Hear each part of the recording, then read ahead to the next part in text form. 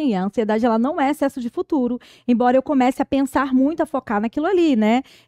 É uma possibilidade, mas por que me deixa ansioso? Porque eu tô ali, eu tô rolando o feed, eu tô tendo excesso de informação, você tá vendo um conteúdo de gatinho, daqui a pouco você tá vendo culinária, daqui a pouco você tá vendo... Então, e não para nunca. Não para nunca, e é tudo videozinhos muito curtos. Então, você vai passando aquilo ali, você vai vendo que é excesso de informação demais. O nosso cérebro, ele não está preparado para lidar com aquele monte de coisa.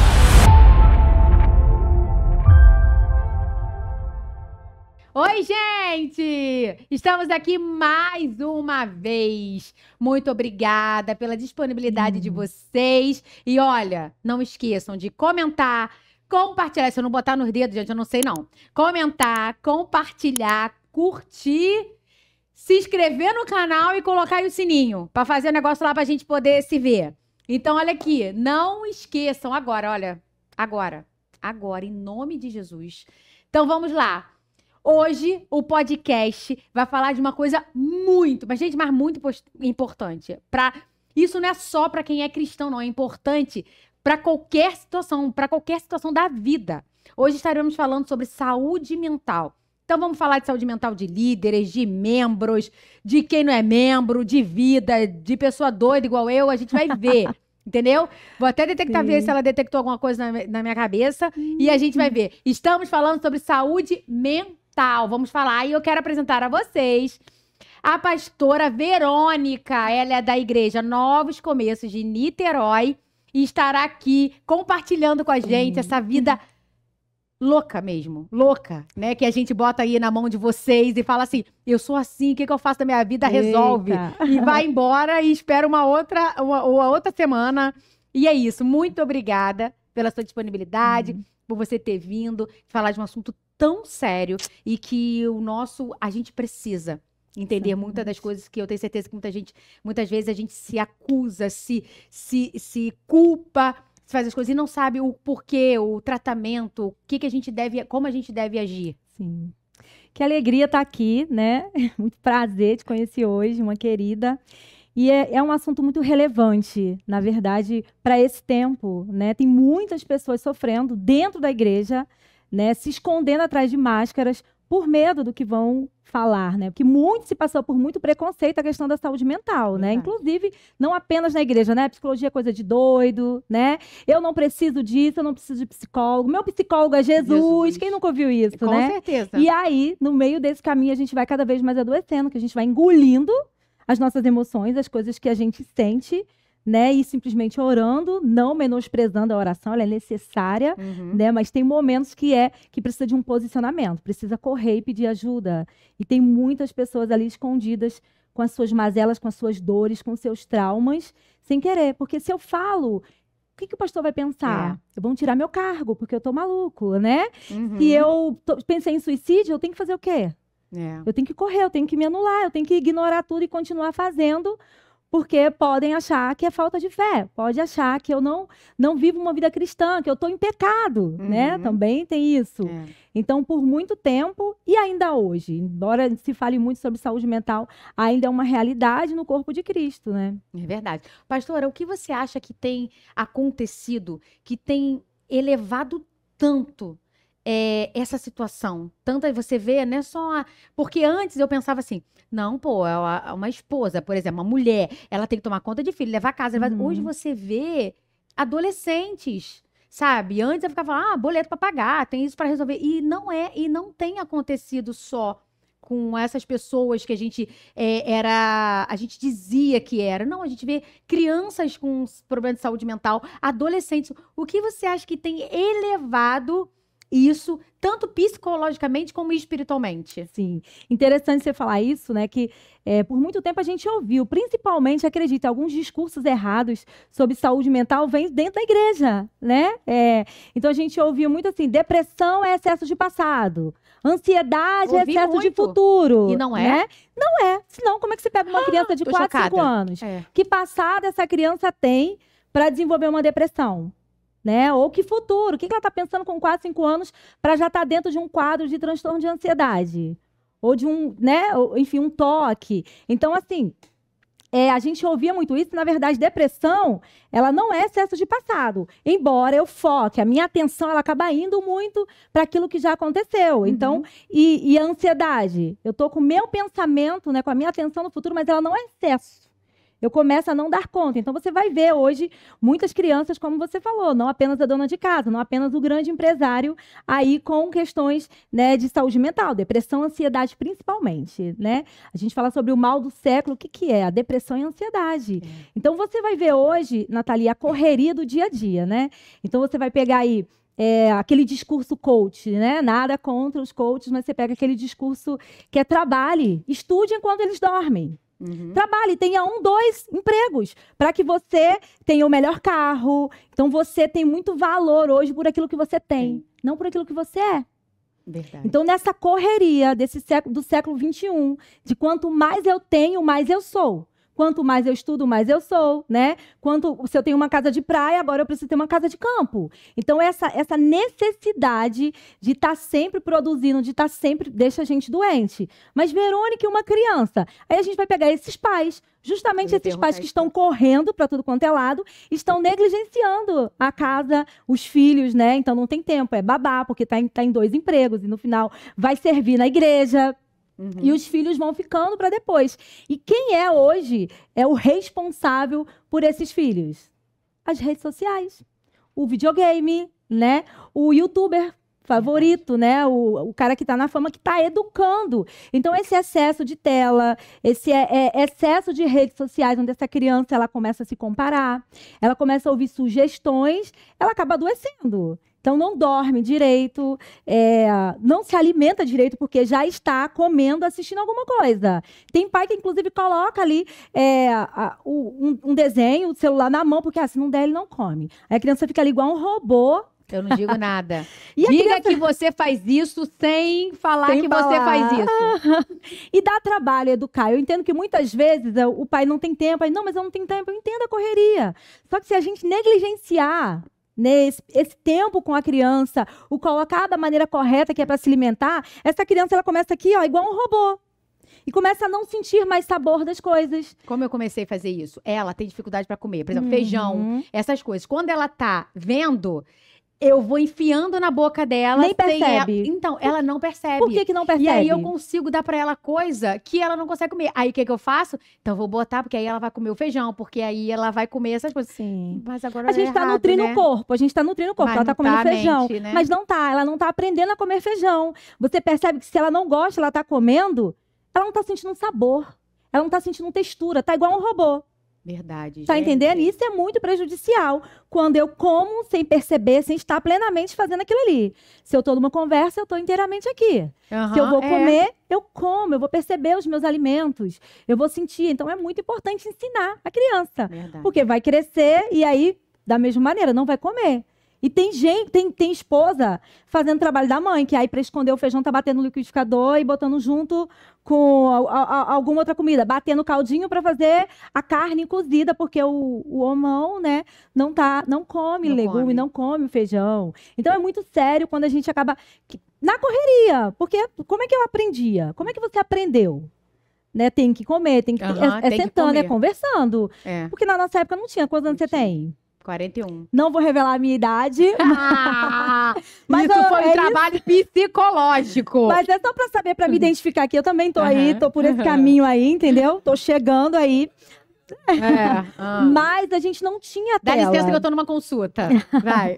A gente não tinha tela. Então a gente comia. Ou a gente era obrigado. E lidar com o desconforto que hoje você não... Então você engana, você coloca, você dá um jeitinho. E aí, o que acontece com essa geração? Não consegue, não sabe ouvir não. Porque não, você tem que comer. Não, você precisa comer, aprender a comer. Só levanta daí. Então a gente vai enganando e estão crescendo uma geração que não lida com desconforto. Eu só como o que eu gosto. É claro que vai ter coisa que a gente não come. Até hoje eu não como fígado. E tudo bem, mas eu tenho que entender a necessidade. Então eu vou me alimentar, né, com legumes, com verduras que tem, né, folhosos que tem. As necessidades ali e vitaminas que tem, né, enfim, nesse bendito aí que eu até esqueci o nome, de tanto que fígado? No fígado. No mas, ferro. Assim, no ferro. Então o problema é Quando eu começo a lidar com todo o desconforto, você vai ali, você vai camuflando, Você vai você vai enganando. evitando a dor da criança. Sabe aquela criança que cai e o pai nem deixa a criança se levantar? Já pega, meu filho, a criança não é nem chorar, gente. Ela tá correndo com os amigos, já pega, já coloca no colo, essa criança começa a não saber lidar, a não resolver as coisas sozinha. Uhum. Né? Então é extremamente importante. Cair, vem, chorou, vem cá, filho, tá tudo bem. Tá, machucou, tá doendo, vem cá. E é isso aí, muitas vezes a gente vai cair. Toma cuidado por onde você anda. Então a gente vai só fazendo tudo pelos filhos, quando vê essa criança cresce e aí chega no trabalho, infelizmente ela vai ouvir não.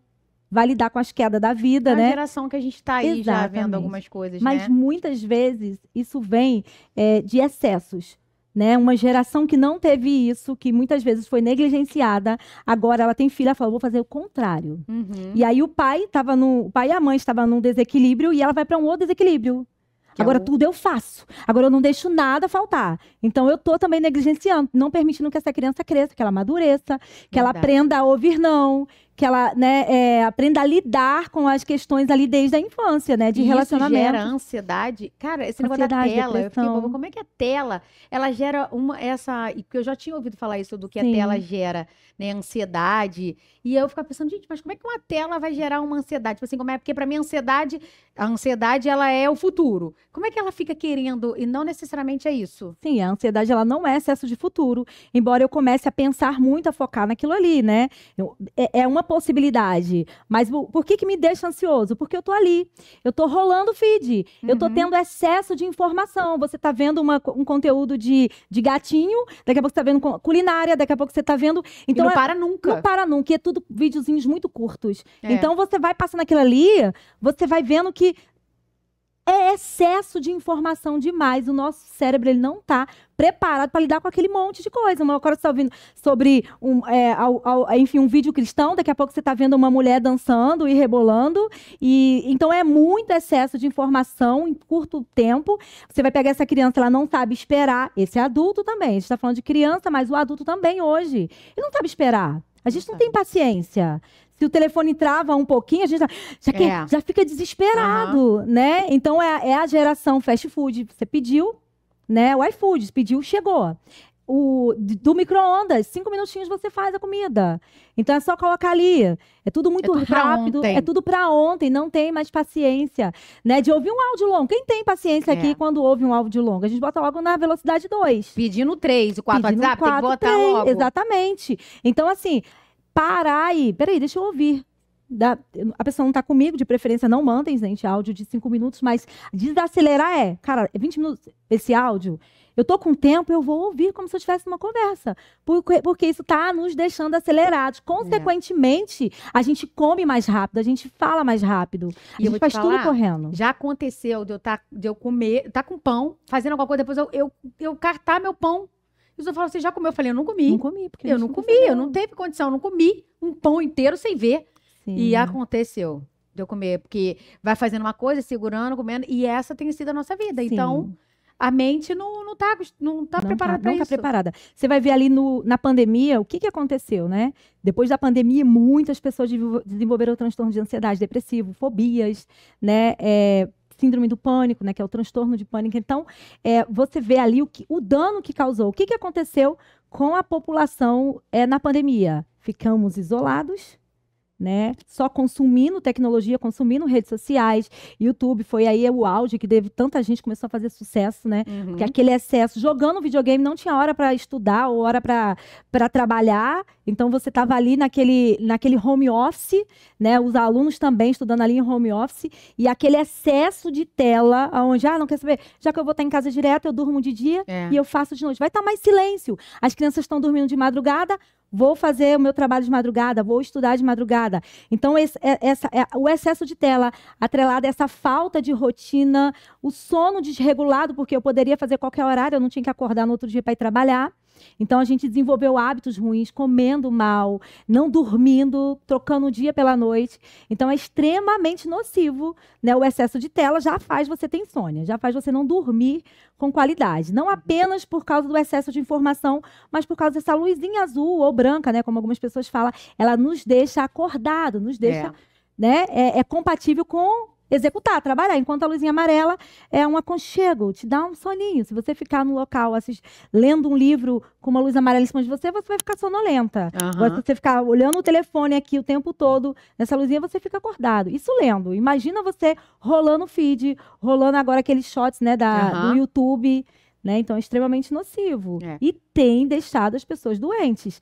Por excesso de passado? Alguns sim, pode ser. Eu só não posso falar que toda depressão é excesso de passado, que toda ansiedade é excesso de futuro e estresse é excesso de presente. Gente, senão a gente não vai ter excesso de presente, a gente vai ter o quê? Né? Eu vivo inteiramente no presente e eu não sou estressada. Algumas vezes estamos, né? Mas não é porque eu vivo no presente, é para eu viver no presente mesmo, é para eu ter excesso no presente, não no presente, no passado e no futuro, né? Verdade, verdade. E você como pastora e psicóloga, você faz gabinete, né? Faço. Como é você instruir alguém numa psicologia e numa espiritualidade? Porque a psicologia tem lá a sua ciência, a sua não sei o quê, e tem a sua espiritualidade que você sabe até onde você deu, aonde foi a brecha, aonde foi aquilo, que às vezes se você pegar uma psicóloga que não é cristã, ela não vai levar para esse lado e tratar os dois. Como que você lida com isso? Sobre a ética, tipo assim, de ciência profissional e o espiritual, que às vezes o espiritual te faz colocar, né, o seu profissional, o espiritual, em outra parte, uma outra etapa que um outro psicólogo que não fosse não chegaria por esse lado. Como que você trabalha com isso, assim? Tá. Vamos lá, falando de gabinete primeiro, né? Então, assim, primeiro, eu sou filha de Deus, eu sou cristã e a minha profissão é psicóloga, né? Então, eu estou psicóloga, né? Mas eu sou filha de Deus e sou cristã. Então, eu não sou psicóloga cristã. Eu sou uma cristã que tem como profissão a psicologia. Fala igual Paulo, olha, esquecer, né? Então, Paulo, né? Como é que é? Eu, filha de Deus, cristã, atuo como psicóloga, me formei em psicologia e atuo como princípio primeiro, exatamente. Né? Então, assim, gabinete. Eu faço gabinete, inclusive na nossa igreja, a gente tem outras psicólogas que acabam vindo gabinetes mais quando existe aquela triagem, se percebe que é uma necessidade psicológica. Então, eu vou, não é terapia, eu estou ali para ouvir aquela pessoa, para acolher a dor dela, né? Em alguns gabinetes são assim, para entender a demanda. E muitas vezes a gente vai ali dizer, cara, isso aqui não é espiritual. Você precisa de terapia. Como veio muita gente procurar, né, um gabinete falando, eu não consigo ler a Bíblia, eu não consigo orar, eu sou uma farsa. E aí você tá ali, como a gente tem as ferramentas e a gente estudou, né? Então a gente sabe ali identificar o transtorno. Você olha nitidamente, a pessoa, na verdade, está dentro de um transtorno de déficit de atenção e hiperatividade. Ela é o TDAH. Então, você só não consegue ler a Bíblia? Não consegue estudar. Você percebe que a pessoa tem notas baixas, ela está dentro de um transtorno, que ela precisa ser cuidada, precisa ir no psiquiatra, tomar remédio se estiver estudando, se necessário. Então, assim, às vezes ali você vai detectar um diagnóstico.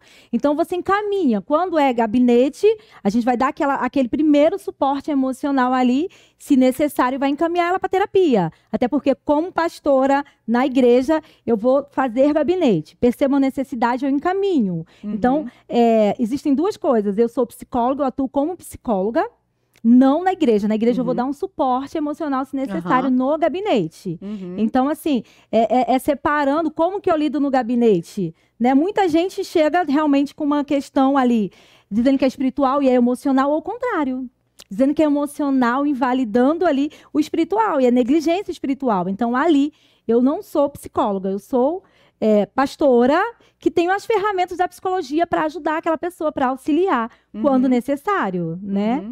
E na clínica? Quando vai lá, que aí vai pessoas nem sempre, não sei se é a sua, mas tem uns que não vão cristãos para lá, ou só a sua atende, se você só atende cristãos para poder... Sim, atendo cristão, atendo... Cristãos. Não existe, na verdade, nenhum critério. Eu atendo pessoas de todas as religiões e ali existe, né, a ética profissional e eu vou dentro da necessidade, do que aquele paciente está trazendo, dentro do sofrimento. Eu não vou entrar em questões espirituais, né, do paciente, mesmo embora quando ele professa uma fé diferente da minha, por exemplo, eu vou querer estudar a fé dele. Claro. Eu vou querer estudar a fé dele para eu auxiliar de alguma maneira. Por que, Verônica, você vai auxiliar através da fé dele? Porque já é comprovado, né, cientificamente, né, a ciência já estudou e já comprovou que a fé atrelada ao acompanhamento psicológico, ela tem uma melhora muito mais rápida nos sintomas, na remissão dos sintomas. Então, independente da fé, eu não vou levar minha fé para o paciente. Inclusive, tem gente que não sabe que eu sou pastora. Estou ali atendendo e a pessoa não comenta com a pessoa que eu sou pastora. Um dia a menina me seguiu e falou assim, meu Deus, você é esposa do pastor Pedro, você é psicóloga, você é pastora e eu falando um monte de coisa para você. Né? Porque aí já se trava, né? Porque a nossa igreja é muito grande. Então, assim, eles não conhecem todo mundo. Então, eu atendo pessoas da minha igreja, não do meu convívio ali, né? Diretamente, onde eu lidero. Né? Então, assim, onde eu lidero tem aquele acompanhamento muito perto. Claro. Agora, tem gente que eu atendo que eu nunca vi na igreja, que é muito grande. Então, assim, se ela traz demandas de fé, ali a gente vai trabalhar na terapia. Se não, a psicologia ela vai estudar os comportamentos, os processos mentais, as emoções. A fé, né, ela vai abordar o quê? Os princípios, os valores, né? Então, assim, e a espiritualidade. Então, assim, essas duas coisas, elas podem trabalhar juntas. Quando? Quando o paciente solicita. Quando ele traz essa demanda, quando o sofrimento dele está envolvido com a fé que ele professa, então ele vai levar para terapia. Alguns vão levar, vão falar alguma outra questão que ainda não está no sofrimento psíquico dele, mas para ele é importante naquele momento. Então, assim, como pastora, a forma de lidar é uma, embora como pastora eu tenha as ferramentas da psicologia. Então, eu vou poder auxiliar. E como psicólogo, meu papel ali é como psicóloga. Por isso que eu não vou atender ovelha direta, né? Pessoas que eu lidero ali, que eu estou tendo esse contato. Por exemplo, a nossa igreja tem uma questão muito interessante. Se eu faço o gabinete com essa pessoa, eu vou encaminhar ele para outro profissional e não para mim. Porque ela fez gabinete comigo. Se uma paciente minha é da igreja, ela quer fazer gabinete comigo, não, ela vai fazer com outro pastor, porque eu sou a psicóloga dela, justamente para separar as coisas. Claro. Entende? Agora, depois que ela não está mais fazendo terapia, caso ela queira fazer um gabinete, não tem problema fazer o gabinete comigo depois que já saiu do processo terapêutico, né? E, pastora, você falando sobre esse negócio que é comprovado cientificamente, que é a fé ajuda, né, no processo, né, e traz a cura, remissão de sintomas. Isso aí, diminui os sintomas. Como você auxilia, como você diz que uma pessoa que, tipo assim, ora, lê a palavra, tem uma vida com Deus, consegue não, tem depressão, pode ter ansiedade, ou pode ter outros... como é que é o outro? Burnout? Burnout, TDAH, né? Enfim. Gente, esses nomes, cara. Como assim? Porque até hoje existe um preconceito de que, se você tem, você não é de Deus. Se você tem isso, é porque Deus, é porque você não tá buscando. E eu já vi pessoas, assim, que não aguentaram. Como é que eu auxilio a presença de Deus com uma mente desestruturada? Sim, então, vamos lá. Infelizmente, a fé, na verdade, que nega as emoções, que nega a alma, a existência, porque nós somos o quê? O que a Bíblia diz? Nós somos um espírito, que temos uma alma, uma mente e habitamos num corpo. Então, é meio incoerente alguém dizer que depressão é falta de fé. Estou anulando, então é só o espírito, eu estou anulando essa mente, né? Essas emoções, estou anulando o corpo físico. Então, assim, como que ela vai auxiliar, né? A fé da pessoa, a fé que ela professa, por exemplo, num processo de depressão, quando ela não percebe mais valor nela. Então, dependendo da fé dessa pessoa, vamos trazer aqui a fé cristã, né? Porque aí é o que a gente... É o que se trata até o podcast. Então, você vai trazer, inclusive, valores ali. Do que a Bíblia diz a seu respeito, quando nada mais do que você faz, você enxerga valor. Quem é você, independente do que você faz? Dos seus títulos, né? Antes de mais nada, quem é você? Então, você consegue trazer uma identidade, uma identidade ali através da Bíblia. Porque tem gente que foi tão machucado, foi tão ferido na vida, que ela não se enxerga mais. Ela não tem mais nada, então ela precisa trazer coisas para mim para que eu ajude. Então, aí você vai iniciar com a questão da fé dela. O que a Bíblia diz que você é, né? Então, quando ela não tem forças para levantar para nada, você vai estimular ela para ir para o culto. Isso não é algo necessário? Você não percebe que quando você está lá, você se sente muito bem? Então, ela motiva, vai ler a Bíblia. Verônica, ler a Bíblia ajuda e muito. Então, é porque está dentro da fé, está dentro das crenças, dos valores daquele paciente. Então, você vai fazer essa pessoa levantar aos poucos. Quando você já é comprovado, por exemplo, que cristãos, né, quem está dentro de uma religião, está mais propenso a não cometer suicídio. Então, Por você vai ver temor, né? o menor índice, na verdade, são de pessoas que estão dentro de uma religião, independente da religião, olha isso. Independente da religião, a fé ela é protetiva contra pensamentos, contra ideações suicidas. Ela é protetiva, porque a pessoa se agarra a alguma coisa, ela não olha e fala, eu não tenho mais nada. Então, ela está se agarrando, não, eu tenho a Deus. Então, ela é protetiva. Então, estar dentro de uma religião é comprovado que é protetivo contra depressão, né? Contra pensamentos suicidas. Você pode até ter, mas você, né, recalcula a rota. Mas, Verônica, e pastores, né, e líderes que cometeram suicídio. Infelizmente, a maioria não procurou ajuda. A maioria ficou ali orando e anulando justamente aquilo que eu falei. Essa fé que nega as emoções, que nega que nós temos uma alma, ela é um desserviço para a saúde do cristão, ela é um desserviço para o corpo de Cristo. Porque essa pessoa que se anula, esse pastor, esse líder que começa a camuflar aquilo que está sentindo e está com pensamento tóxico, né? Porque onde ele vai estar, ele não vai estar não tolera a dor dele, nem consegue. tolera a dor do outro. Sabe? É aquele tipo de pessoa que vai falar pra você, infelizmente, raramente, claro que eu vou falar raramente, não vou colocar no contexto de 100%, tá? Mas raramente você vai ver um líder saudável emocionalmente colocando peso sobre o outro. Mas em contrapartida, você vai ver, você pegar um pastor que ele fala assim, mas você tá sofrendo por causa disso? Você não sabe o que eu passei na vida. Olha isso. Essa pessoa tá com tudo aqui entalado, não tem nada resolvido e só tá colocando peso no outro. E acha que a dor do outro é menor do que a dele. Eu já passei por muita coisa. Invalidou, né? Tem muito líder aí, muita ovelha sendo invalidado.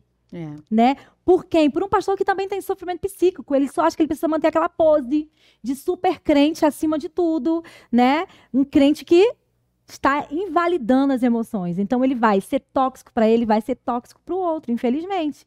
Aí você vai ter ali, gente, vários exemplos. Vamos citar 2 aqui de grandes homens de Deus, né? Não vou nem falar da Bíblia, mas você tem ali, ó, Charles Spurgeon. Teve depressão. Lutero teve, né? Se você for pesquisar, você vai ver que Lutero teve sintomas depressivos. Então, pessoas que estão ali fazendo, não sei, né? E anularam as emoções ali em prol do fazer para Deus, sem entender que o fazer para Deus não pode vir contra eu negligenciar a minha saúde. Porque quando eu negligencio, como nós somos um espírito, que temos uma alma e temos um corpo, né?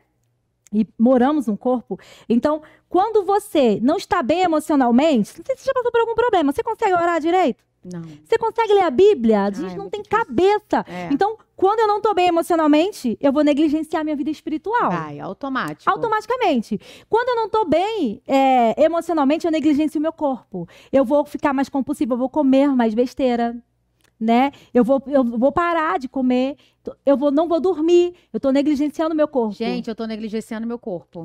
Tem 4 semanas que eu não vou pra academia. Fui hoje, hein? 4 semanas que eu não vou pra academia. Olha, isso aqui é meu lugar de fala que eu fui hoje. Senhor. Não adianta só cuidar do espírito, eu preciso cuidar do corpo também. Exatamente, mas a gente não vai ver, por exemplo, um pastor, quando a pessoa assim, pastor, eu tô com câncer. E ele fala assim, irmã, vamos orar mais? Ele fala, irmã, procura um médico.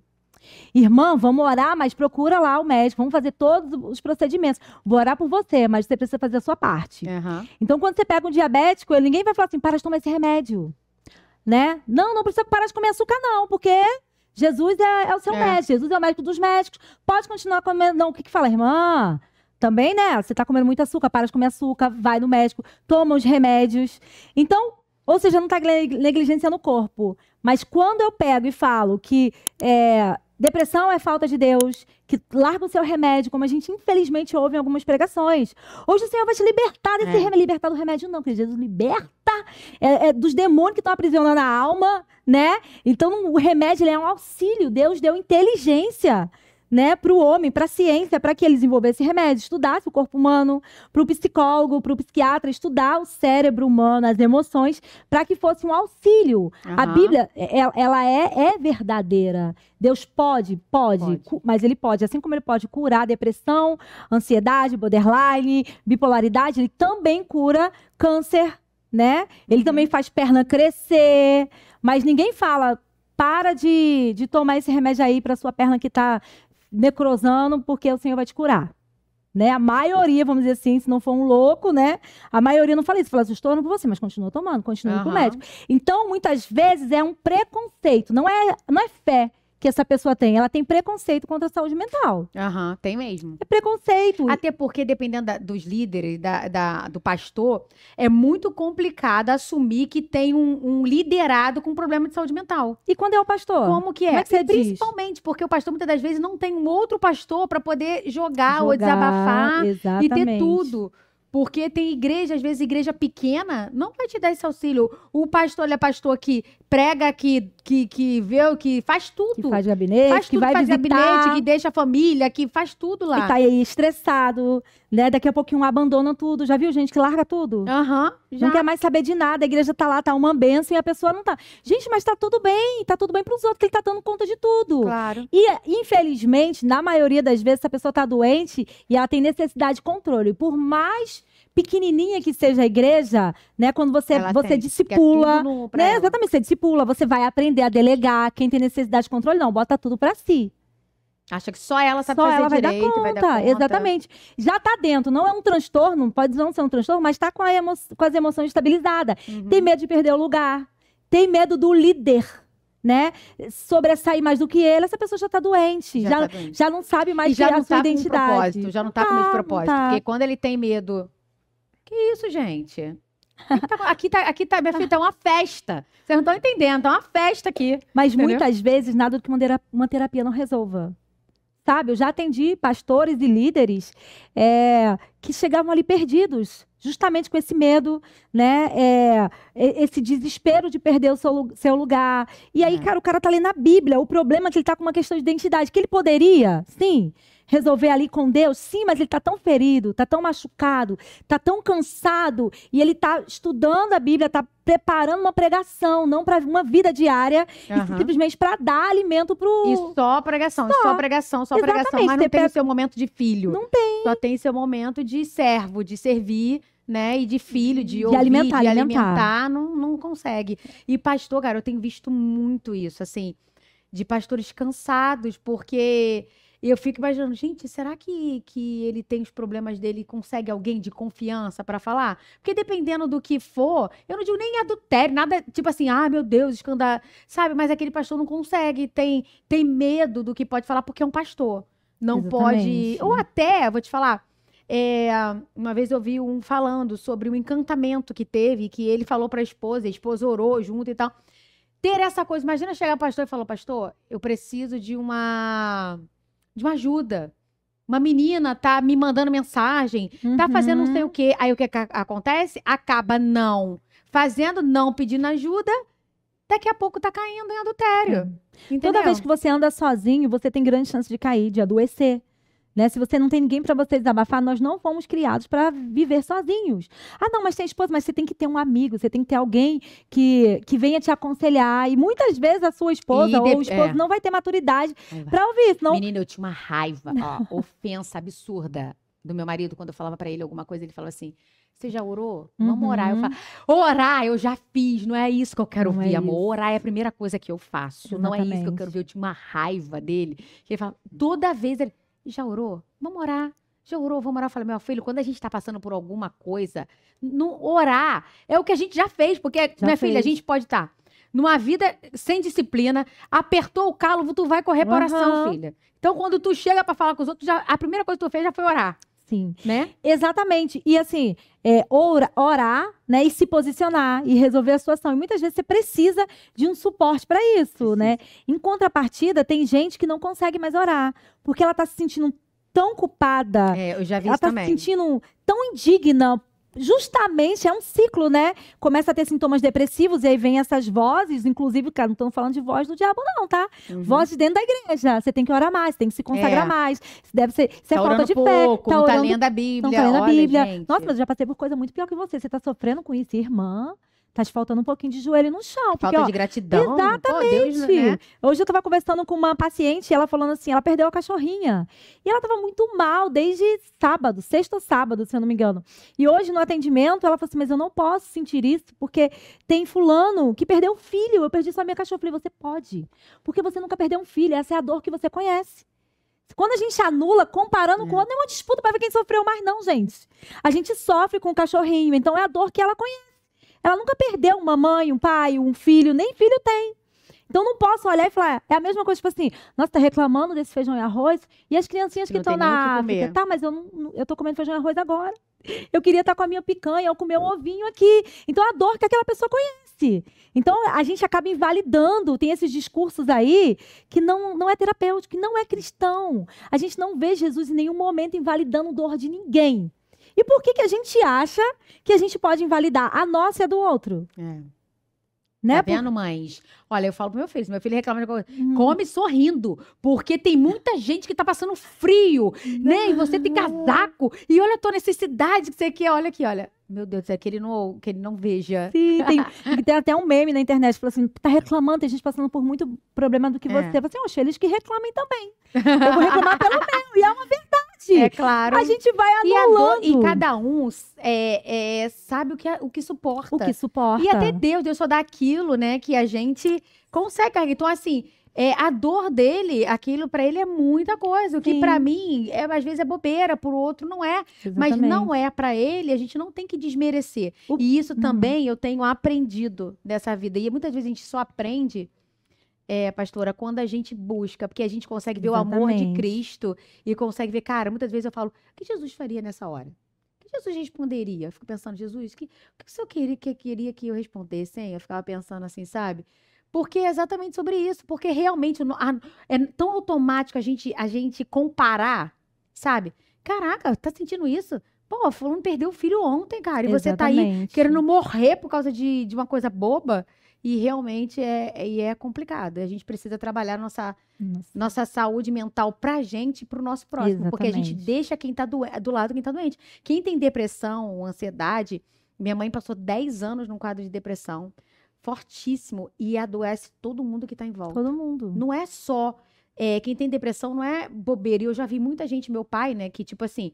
Meu pai já perdeu 2 filhos de um outro casamento e tá aí trabalhando forte, tem 84 anos, tá nem falava pra minha mãe assim, levanta dessa cama, palhaçada, fica deitada. E aquela fundava, palhaçada, fica deitada. Só piora. Pô, olha isso, você nem perdeu o filho e você tá aí em cima de uma cama. Exatamente. E aí, pra mim, no início, era bobeira também. Era só levantar, gente, porque ela falava assim, eu quero levantar, mas não consigo. Como que não consegue, menina? É só levantar. Não é. E essa é a nossa mentalidade que acha que é só querer ir. É a mesma coisa quando a gente pega alguém em depressão profunda ou numa crise de ansiedade, mesmo quando você falar para um cadeirante, levanta dessa cadeira aí, é só você conseguir levantar.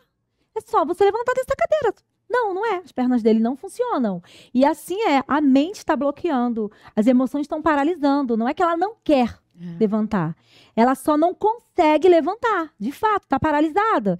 Então, assim, é interessante a gente falar sobre isso, porque o que a gente precisa entender que não é sobre quem perdeu mais, quem sofreu mais na vida. Transtorno psicológico é multifatorial. Eu não adoeço só porque aconteceu uma coisa ruim comigo. Então, o que é multifatorial? É a junção ali de uma predisposição genética a um ambiente. O que é um ambiente? Pode ter sido eu ter sido abandonada pelos meus pais, pode ter sido eu ter apanhado demais, eu estou num ambiente que eu tenho uma predisposição genética e o ambiente favoreceu eu adoecer. Então, você pode pegar ali o seu pai, né, que perdeu filhos, mas não tem uma predisposição genética para depressão. Então, ele tem um ambiente, ele vai ter até em algum momento sintomas, episódio depressivo, mas ele não entra numa depressão profunda, porque ele não tem uma predisposição para aquela doença. Assim como diabetes. Já viu gente que gente come só um pouquinho de açúcar e desenvolve diabetes. E tem gente que não tem uma predisposição genética, não tem ninguém na família dele que tenha o diabetes. Então, o que seria essa predisposição? Esse ambiente, por exemplo, no diabetes. Eu tenho, por exemplo, minha mãe é diabética, mas desde cedo eu tive um ambiente protetivo. Minha mãe não tinha açúcar em casa. Uhum. A gente quase não consome açúcar até hoje. Eu não gosto muito desse paladar mais adocicado, porque desde criança eu não tinha muito isso. Então, eu tenho uma predisposição genética, porém o meu ambiente é protetivo. Aham. Eu não desenvolvi diabetes porque o meu ambiente é protetivo. Uhum. E então, assim eu posso ter um familiar depressivo, ou a minha mãe já pode ter tido depressão, e quando ela protege esse ambiente, quando eu vivo num ambiente saudável, um ambiente que não me gerou traumas, que eu não tenho gatilhos hoje, eu posso não desenvolver uma depressão. Uhum. Então, por exemplo, mas e o que é ambiente? Muitas vezes não é só em casa. O ambiente muitas vezes é na escola. E aí essa criança pode sofrer bullying. Ela tem um ambiente nocivo na escola, junto com uma predisposição. Você pega uma pessoa que sofreu bullying a vida inteira, por isso que vem essas comparações infelizes. Nossa, mas eu passei por bullying muito pior e não adoeci. Você não tem uma predisposição genética. Então, a depressão, ela pode vir, ela tem esse negócio de predisposição. Às vezes, a minha mãe teve, e isso pode ser que eu tenha também. Pode. Então, o que você tem que fazer? Proteger seu ambiente. Quando? Pro resto da vida. Até hoje eu protejo meu ambiente. Eu sei, né? A minha mãe é muito ansiosa. Eu sou naturalmente ansiosa. Preciso ter tudo sob controle. Minha rotina tem que ser toda organizadinha. Então, quando eu não durmo bem, eu já sei que no outro dia eu vou estar mais ansiosa. Então, o que é proteger meu ambiente? É dormir no horário, é ter uma rotina, é ir malhar, é ter tudo muito bem organizado. Coisas que não vão fugir muito do meu controle, né? Quando eu tenho essa rotina, eu só trabalho com previsibilidade, menina, olha, né? se sair, eu ainda dei uma melhorada, porque antes, se uma coisa saísse da minha rotina, era como se meu dia todo tivesse acabado. Sabe, eu ia pra academia e era tudo assim, ó, 7 horas é isso, era tudo muito certo. Quando eu chegava em casa, que tipo assim, eu já deixava a roupa pronta pro meu marido, já deixava a minha filha pronta pra eu levar pra escola, que eu chegava em casa, tava os 2 dormindo. Eu não aceitava aquilo. Olha, aquilo acabou com a minha vida. Eu não acredito. Você era só, já deixei tudo pronto, não sei o quê. Aí Deus foi me tratando, sabe? E eu também fui colocando, falei, cara, eu não posso. Meu dia não pode se acabar por causa disso. E eu fui me trabalhando. E aí, hoje, se acontece isso, eu respiro fundo e falo assim, vai dar certo. Foi livramento. Não era pra eu ter chegado agora. Eu comecei a trabalhar a minha mente, que aquilo não poderia destruir meu restante do dia. Entendeu? E aí agora eu tô melhorzinha, mas eu ainda sou bem controladinha com a minha rotina. Eu descobri, assim, na faculdade que eu tinha transtorno de ansiedade. Porque hoje em dia se fala muito na internet sobre isso. Não, eu sentia um monte de coisa, mas eu achava que era normal. Não se falava sobre saúde mental. Hoje em dia a gente fala muito assim, agora virou modinha, todo mundo é depressivo, todo mundo é ansioso, todo mundo é TDAH, todo mundo é autista, porque tem muita informação, né? Na minha época não, eu sentia tudo aquilo e eu só achava que todo mundo sentia. Ou quando era alguma coisa absurda, eu achava assim, não, mas eu não vou falar sobre isso. Nossa, eu não... Então, na faculdade eu descobri que eu tinha um transtorno de ansiedade generalizada, né? Que eu carreguei a minha infância inteira. Então agora... O que eu faço? Eu cuido disso aqui, eu cuido do meu ambiente, eu estou sempre de olho ali. Sempre alerta. Alerta, porque quando a gente fala em transtorno, a gente fala sobre remissão de sintomas. Então, eu falo assim, eu estou curada da ansiedade? Não, todos os meus sintomas estão, sabe, remidos. Eu estou ali, não tenho nenhum sintoma. Só que como eu tenho uma predisposição genética, eu tive uma infância, né? Quem não teve? Quem... 30 a mais, não passou por coisas assim na infância e então eu tenho que sempre proteger o meu ambiente. Eu tenho que cuidar muito. Então eu escolho não inclusive até colchão, né? Tem que ser uma coisa, tem que ser confortável. Eu escolho muito bem as minhas relações. Tem gente adoecendo num lugar tóxico, com amigos tóxicos que só colocam e não sai daquele lugar. Então eu escolho as mesas que eu vou sentar porque eu sei que eu posso adoecer. E a gente, como serva de Deus, e principalmente você como pastor, acha que a gente não pode escolher a mesa que a gente senta. Por quê? Porque a gente precisa sempre estar disposto a ajudar o próximo. E se ele sair? E se ele não tiver? E se acontecer alguma coisa com ele? E aí a gente acaba colocando a gente, se submetendo a lugares, para achando que a gente está ajudando o próximo. Esse é o problema, por isso que adoece. Por isso tem muito líder e muito pastor adoecendo, porque confunde o que é amar o próximo com estar com o tempo todo com o próximo. Entende? Então eu amo, eu vou ajudar, mas eu não vou sentar em determinadas mesas. Tá entendendo? Não vou sentar, porque eu preciso cuidar de mim.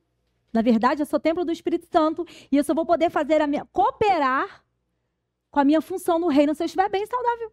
Senão, eu vou sair ferindo um monte de gente. É o que acontece. As pessoas querem estar de qualquer maneira, elas acham que elas são a quarta pessoa da Trindade. Tem muito líder achando que é a quarta pessoa da Trindade. Então, ele não está bem, ele não está bem resolvido, ele está cheio de problema e não aguenta. Tem gente que não aguenta ouvir a dor do outro.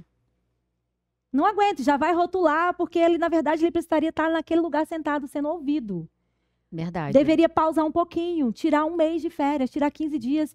Eu não vou ter contato com ninguém, vai ficar eu na minha casa, eu vou viajar, sabe? Precisar se cuidar, não achar que tem que estar o tempo todo, inteiramente o tempo todo. Nem Jesus estava, gente. O que Jesus fazia? Ia lá, subia, pegava 3, ia lá, subia um monte, saía de perto. Para que ele tivesse com que alimentar, né, a multidão, ele precisava estar sozinho com Deus. Ele precisava estar lá, precisava chorar. Para cumprir o propósito dele, ele precisou deixar ali e ir para longe chorar. Sabe? Tem muito líder que acha que não pode chorar. Ou seja, está acima de Jesus, que até Jesus chorou. Em inúmeras situações chorou, lágrimas de sangue ali, chorando. Deus, Pai, se possível, passa de mim esse cálice. Contudo, seja feita a sua vontade. Precisou ficar sozinho, chorar um pouco. Se talvez ficasse no meio da multidão querendo milagre, né? Será que teria feito aquela oração sincera? Será, né? O cumprir o propósito, você precisa sentar, você precisa estar sozinho com Deus. Para recalcular a rota, para não ser movido pela necessidade do homem. Para você ouvi-lo, né? Para você tentar entender para onde você tem que ir. Exatamente. Você estava falando aí que você tinha transtorno de ansiedade e nem sabia. Para ajudar, né, os irmãos, eu achava, por exemplo, até então não, agora antes, eu achava assim, que ansiedade era tipo assim, eu quero comprar roupa, eu não vou dormir enquanto eu não comprar aquela roupa, pronto. Eu quero ir viajar, enquanto eu não comprar uma passagem, eu vou ficar o tempo inteiro aqui vendo se eu acho promoção da passagem. E depois eu descobri que não era só isso. O corpo reage a algumas coisas, coração acelerado e tal. Fala um pouquinho pra gente de como descobrir, a pessoa saber se ela tem ou não um transtorno de ansiedade. Sim. Bom, então, o transtorno de ansiedade generalizado, né, que é a TAG, ela começa primeiro pelos pensamentos, tá? É uma preocupação excessiva, é aquela mente que não para, tá o tempo todo pensando em alguma coisa, o tempo todo se cobrando, tem muita inadequação, perfeccionismo. Então, acha que tem que dar conta de tudo. Pessoas que têm que dar conta de tudo, que são controladoras, centralizadoras, elas podem estar ali ou dentro de um transtorno ou já desenvolvendo esse transtorno. Então, assim, essa preocupação, esses pensamentos excessivos, essa mente acelerada, como consequência desses pensamentos, essa autocobrança, ela vai desenvolver taquicardia, né? Coração acelerado, falta de ar, né? Tremores, suor excessivo. Tem gente que sente dor de barriga, dor na barriga, ânsia de vômito. Então, é um monte de coisa. A sensação, às vezes, que o corpo está entrando em colapso, né? Então, começa a sentir dor de cabeça. É aquela pessoa que dorme pensando em alguma coisa o tempo todo e não é num compromisso necessariamente. Essa aí é uma pessoa que pode estar com as emoções, com a ansiedade desestabilizada, mas ainda não é um transtorno, porque ansiedade é uma emoção, né?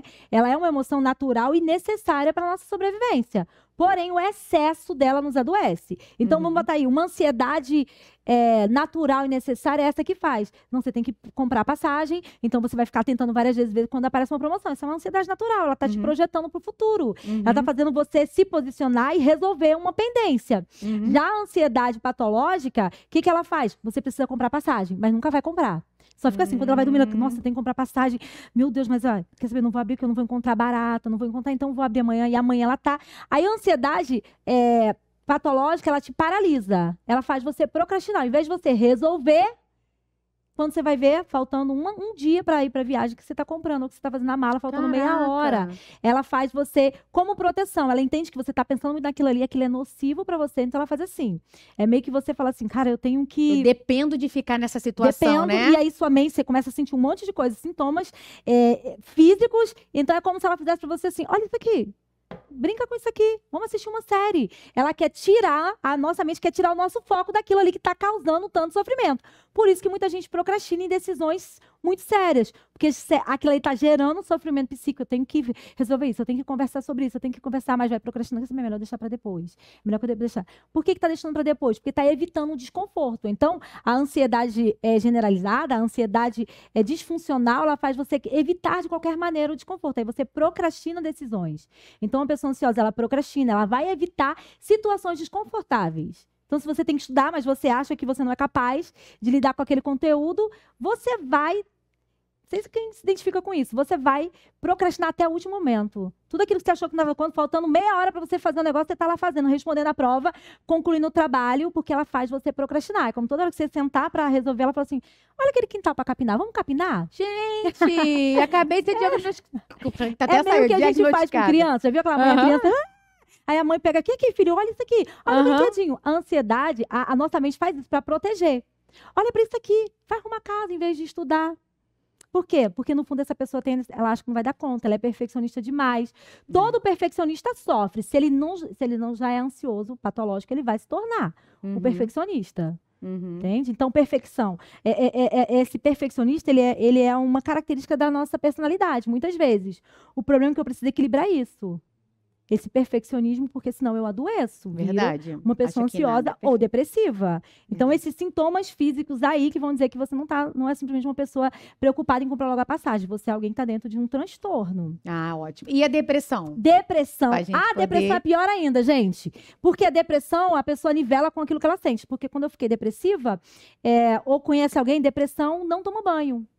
Já ouvi. Não Minha toma mãe foi assim banho. A também. pessoa tá lá arrumadinha. Entende? Mas tem depressão que é totalmente funcional. A pessoa simplesmente ela tem a habilidade de se mascarar. Principalmente mulher, tá? Mulher, ela bota uma máscara, ela bota uma maquiagem e ela vai tocar a vida, ela vai liderar, ela vai trabalhar. Entende? Então, assim, o que é depressão? Não entendo Pode não. ser tomar banho, não tomar banho, pode ser dormir demais. Nossa, a pessoa tá dormindo demais, ela tá depressiva. Mas tem gente que fica a noite inteira acordada na depressão também. Como, gente? Pois é. Porque pra mim, depressão é que tá. Ai, meu Deus, eu tô Não. sofrendo, tô morrendo, não consigo Não. fazer nada, não? Então, ela pode ficar a noite inteira acordada, rolando o feed, com angústia. Entende? E aquela coisa assim dentro. Tipo, Exatamente. e às vezes não sabe nem o motivo. Não Sente sabe, aquela. muitas vezes sabe. Muitas vezes, na depressão, muitas vezes, essa pessoa está sofrendo por alguma questão muito específica ali. Óbvio que tem aquela pessoa que não sabe de onde veio. Às vezes, ela vai vir de uma menopausa, Uhum. ela vai vir de um excesso de trabalho, de um excesso de comparação. Ela nem sabe que ela está se comparando com todo mundo e começa a viver aquela inadequação. Começa você vai pegar uma pessoa, por exemplo, que às vezes ela está fazendo procedimento estético todo dia. Você fala, essa pessoa está muito bem resolvida, mas tem depressão. Ela está tentando ali, aquilo que ela consegue resolver para ela ficar bem, ela está fazendo. Então, não é sobre se arrumar demais ou não se arrumar. Depressão é só quem está descabelado e não toma banho? Não. Tem gente muito bem arrumada, na pose, que está tentando camuflar, está tentando esconder, ou está buscando uma saída. Ou às vezes por alguma motivação, tipo filho. Tipo assim, ou eu tenho que fazer. Eu não queria fazer, mas eu tenho que fazer. Tem um filho pequeno, tem que levar na escola. Eu não tô falando eu não, tá, gente? Tô Sim. falando dando uma posição. É tipo, eu tenho um filho pequeno, então, tipo assim, uma motivação que Exatamente. ela tá sentindo, mas ela tem que fazer. Então, ela vai. Ou seja, eu tenho que trabalhar. E aí depende realmente da intensidade dessa depressão. Você vai ver ali os transtornos depressivos, são transtornos depressivos. Existe um monte de transtorno. Existe aquela depressão que você vai ver que a pessoa é aquele personagemzinho que fala, ó vida, ó Aham. tédio. É aquela pessoa negativa, que tem medo Ai. de tudo. Já viu? Aham, Sempre já. tem um amigo que fala assim, ai, melhor a gente não ir não. Ai, vai dar ruim. Já. Muitas vezes a pessoa tá na depressão, ela é aquela pessoa que tá sempre cansada, sonolenta. Você fala, vamos ali, ai, não tô com sono, ai, tô cansada. É Aham. melhor estar medrosa. Então, ela Uhum. tá dentro de um transtorno depressivo. Então, tem aquele depressivo que vai sair, porque ele não aguenta ficar em casa. Tem gente que sai por dias, não volta pra casa, porque tá depressivo. Tá angustiado, é aquele lugar ali. Tem Gente, gente que não que consegue sair da doideira. cama. Então, depende muito do tipo do transtorno depressivo, da intensidade daquele sofrimento. Então, a depressão, ela vai ser, também vai ter sintomas físicos, muitas vezes, muitas dores no corpo, ela pode ter também, principalmente se ficar muito em casa, deitada, assistindo televisão, vai ter muita dor de cabeça. Então, ela vai ficar ali com aquele humor. Tristeza não é depressão. Tem muita gente que não quer ficar triste de jeito nenhum com medo de ficar depressivo. Não! Tristeza é uma emoção natural e necessária. Se eu perco alguém, eu não vou ficar rindo. Claro. Eu não vou me anular, eu vou chorar, eu vou ficar triste. Viver realmente as emoções, né? Então, há tempo para todas as coisas, tempo de chorar, tempo de sorrir. Então, há tempo. Tem momentos que eu preciso. Se eu anulo essa tristeza, aí sim eu entro em depressão. E tem gente evitando qualquer tipo de sofrimento a todo custo. É porque estão com medo, né? Depressão tá viu? tão assim que qualquer coisa Você já viu? você tem, qualquer coisa você faz, qualquer coisa você é, que você acaba achando que não vou fazer isso não, vai que eu entre. Sim. Você já viu, assim, eu percebo muito isso em velório, quando perde alguém, a pessoa tá lá, tá chorando, tá triste. toma aqui esse remédio. Por que você está dando remédio para essa pessoa dormir? Por que você está dando remédio para ela parar de sentir aquilo que é necessário? Tem muita gente que está tomando ansiolítico para adormecer as emoções quando era para estar chorando. E nunca cura, nunca fica boa, na verdade. Por que não fica boa muitas vezes? Porque a pessoa, no momento que era para sentir, ela não sentiu. Aí depois passa 1 mês, 2 meses, ela se sente culpada. Eu não chorei, mas porque enfiaram remédio que não era. Ela não está tendo uma crise de ansiedade, ela está chorando muito, Porque deixa tem chorar. um motivo. Tem um motivo para perder alguém. Então, tempo de chorar. Chorar é com os que choram. Não deem remédio para os que choram. Né? Não está escrito na Bíblia. Então, verdade. assim, acolher, a gente às vezes não sabe o que fazer com a dor do outro e a gente quer dar nosso jeitinho. Então, se eu anulo, essa é a questão da psicologia, eu não posso anular a emoção. Não posso anular. Então, a gente tem que encarar e resolver, eu tô né? triste, Senão ele torna... eu tô triste, eu preciso viver isso aqui. O que tá acontecendo? Por que eu tô triste? Como é que eu faço para resolver essa situação sem simplesmente anular aquilo que eu tô sentindo? Né? Então, assim, como que a gente fala assim, por exemplo, a estrutura da minha abordagem é trabalhar essa estrutura cognitiva de pensamento, emoção, né, sentimento e comportamento. Então, eu penso, eu sinto e eu me comporto de acordo com aquilo que eu pensei. Então, onde que eu tenho que ter muito assim, governe suas emoções. Se eu tento governar as emoções, eu não governo os meus pensamentos, eu não vou. Eu vou dar de cara com um comportamento hostil, porque eu tenho que governar os meus pensamentos. Eu venho um pensamento e eu preciso... Como que eu penso em outra coisa, Verônica, se é o meu pensamento? A palavra de Deus diz, finalmente, irmãos, tudo que for bom, tudo que for agradável, tudo que for de boa fama, nisso pensai, né? Ou seja, está dizendo que é possível trazer a memória, eu tudo saber... aquilo que traz esperança É também. possível eu pensar sobre o que eu estou pensando e colocar outro pensamento. Tá entendendo? Então, se eu estou pensando, como é que... Entendeu? Aqui. Homens, entenderam? Gente, nada contra você. Vamos lá. Nada contra. Se a Bíblia diz que finalmente tudo que é bom, tudo que é agradável, tudo que é de boa fama, nisso pensai, tá dizendo que se eu tô pensando em coisas ruins, é pra eu pensar coisa boa. Como é que eu penso isso em coisas aí. boas? Essa estrutura, por exemplo... Foi o que eu fiz no lance do meu marido, que eu falei, isso acabava comigo. Eu falei, não vou, é livramento. Isso não vai acontecer, não vai acabar meu dia, porque meu dia é lindo, maravilhoso, eu tenho um Senhor. E ali a gente vai trazendo... Aí, olha só, eu costumo dizer que a nossa mente, ela é como uma aeronave, é como um avião. Então, na aeronave tem o quê? Tem o piloto, não é isso? E tem os tripulantes, né? Os tripulantes, gente, cada passageirozinho, os passageiros. E ali, você percebe que o piloto, ele tá escondidinho ali, numa cabine, onde ninguém tem acesso. Por que não tem acesso? Porque senão as pessoas fazem aquele piloto derrubar o avião. Uma tá ali com crise de pânico. Esse avião vai cair, outra... Daqui a pouco vai lá, e uns que sabem mais do que os outros, vai lá querer pilotar. Não, vou apertar nesse botão aqui, senão... Exatamente. Então, esse piloto, ele tá protegido, porque ele tá governando a aeronave. Então, quem governa os meus pensamentos, os pensamentos é como se fossem os passageiros. Quem governa sou eu. Quem diz o que eles têm que fazer sou eu. Então, eu vou lá e se eu tô, finalmente, irmãos, tudo que é bom, eu tô pensando numa coisa ruim, opa, peraí. Mente, peraí, eu não sou isso. Então, eu consigo, penso, então eu tenho que controlar aqui. Quando eu penso alguma coisa, se eu penso que eu sou incapaz, logo eu vou sentir uma inadequação, eu vou ficar triste, eu vou ficar frustrada. Qual o meu comportamento diante desse pensamento e desse sentimento que me gerou? Eu vou procrastinar, eu vou evitar aquela situação porque eu não sou capaz. Então, meu comportamento, se eu fico com raiva do meu marido, ele é uma bênção, né? Maravilhoso. Mas se eu penso uma coisa, se eu penso assim, ele não tá me dando atenção hoje, porque ele não, sei lá, não me ama mais, eu vou me sentir o quê? Indesejada, inadequada, insuficiente. O meu comportamento com ele vai dar patada, vou dar patada o tempo todo. Eu não vou querer contato. Então, onde que eu paro? Eu paro no meu pensamento, porque é difícil controlar o comportamento quando eu não lidei com aquilo que eu tô pensando. Então, isso vale pra medo também? Pra tudo. Porque eu sei, quando eu botava que era dia de eu pregar, cara... Eu só voltava, na verdade, até hoje, né? Eu acho que isso é natural, porque ontem foi um pregador lá na igreja, tem 60 e poucos daquele prega, ele fala, ele tava nervoso, eu falei, cara, isso nunca mais vai acabar na vida. Se o moço prega 60 anos, tá desse jeito, quem sou eu na fila do pão? Nunca mais. Só que, tipo assim, um medo, um desespero, eu posso ler, eu posso estudar aquilo durante 3 anos, é como se eu não soubesse nada da vida. E aí vem esse medo. E tem como, vem do medo também, você consegue também conseguir...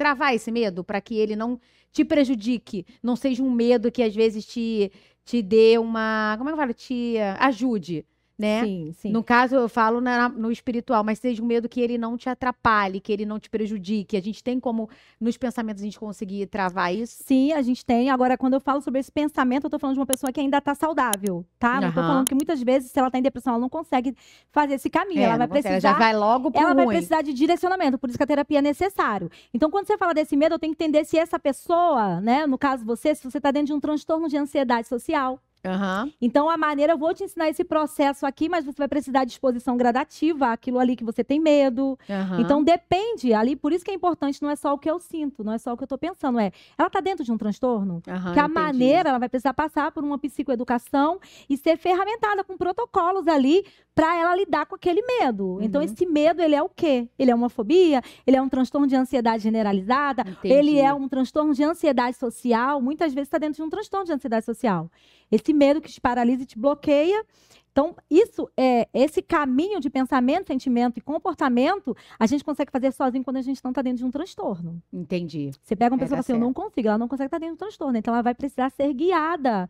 E com intervenções, muitas vezes, que vão levar para esse pensamento, sentimento e comportamento, mas não diretamente. Ela vai ter que ser caminhada e conduzida para esse lugar. Entendeu? Entendi. Cara, pra mim, só existia ansiedade, depressão, medo. Cara, da ansiedade saiu não sei quantos, da depressão Tem um saiu não sei monte. quantos, do medo saiu não sei quantos. Gente, como é importante a gente ter esse entendimento, conhecer, até pra gente saber onde começar a tratar, né?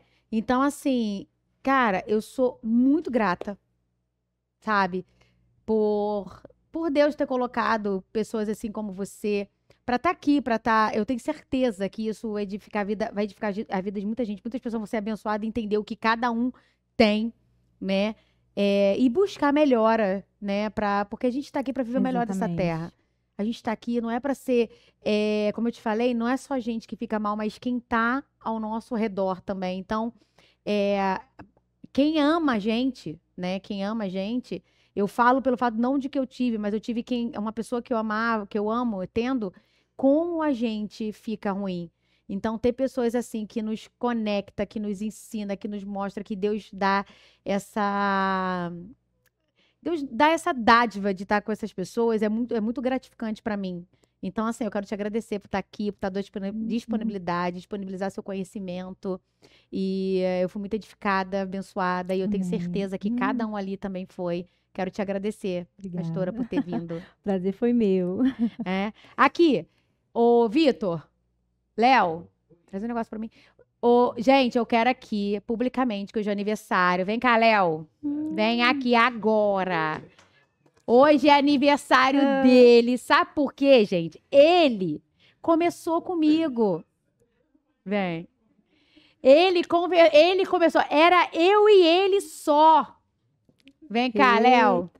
Ó, não vou levantar não, gente, por causa da câmera. E você abaixa. Entendeu? Era eu e ele só. E a gente tem que honrar e ser muito grato pela vida que as pessoas colocam no nosso caminho, porque a gente não consegue fazer nada sozinho. A gente não consegue e não deveremos fazer nada sozinho. Porque nós estamos aqui para frutificar e abençoar aqueles que Deus nos colocou na nossa vida. Então, eu estou aqui mostrando para vocês, porque quando começou, foi eu e ele. E se tem essas câmeras aqui, foi ele me perturbando, obrigando eu a comprar. Se tem essas luzes aqui, foi ele perturbando, me mandando link de coisas eu sem um centavo para comprar. E eu ligava para ele e falava o quê? Comprei. Você tá maluco? Eu não vou comprar nada não, eu não tenho dinheiro. Daqui a pouco eu falava o quê pra tu? Comprei. E é isso, porque Deus vai ajudando e coloca pessoas assim. Então tá aqui o Léo, que tá por trás das câmeras, sabe?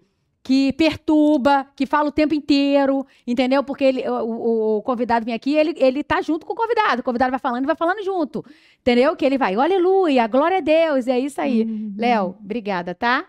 Então, parabéns pra você nessa data querida, muita felicidade, muitos anos de vida.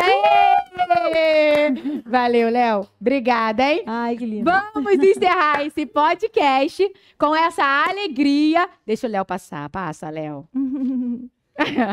Tá vendo? Só a camisa. Que ele passou aqui, corta a cabeça, que a gente tá sentada. Então é isso, gente. Mais uma vez, obrigada, tá? Muito obrigada. Então, vamos lá, ó.